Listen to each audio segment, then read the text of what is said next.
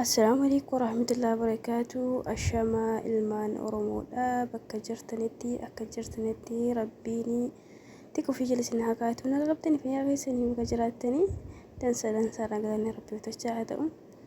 Har'a akkuma beekamu guyyaa Juma'aati.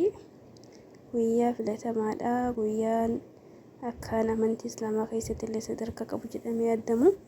Kanaaf ijoollee teenya salawaata buusaa nagaa Muhammad ergamaa rabbii irraa haa jiraatu. Akkasuma akkuma beekamu uummanni keenya uummanni Wallaggaadha. Cinqii fi hiraarsa keessa jira. Kanaaf du'aa jabaadha. Rabbiin zulmii tana nurraa haa kaasu. Rabbii danda'aadha. Amrii jabaatee kulli nu haa laaffisu. Dhiifama. Kanaaf du'aa jabeessaa isiniin jedha rabbiin uummata keenya zulmumaa jiru kana zulmii tanarraa haa kaasu. Gahee jedhee rabbiin nurraa haa fuudhu. Rabbiin danda'aadha. Akka ofii beekutti dandeettii ofiitiin uummata mujjirima kana nurraa haa kaasu. Kaasee nutti hin deebisinii isiniin jedha. Rabbi inshallah danda'aadha waan hundumaa haa laaffisu. Ijoollee teenyaa jajjabaadha.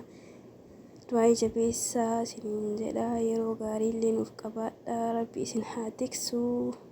Yeroo bareedduu isin dhiifama nama jeequ jira. Kanaaf yeroo gaarii qabaadha isiniin jedha. Nagaatti. Assalaamu alaikum warahmatullahi wabarakatuh.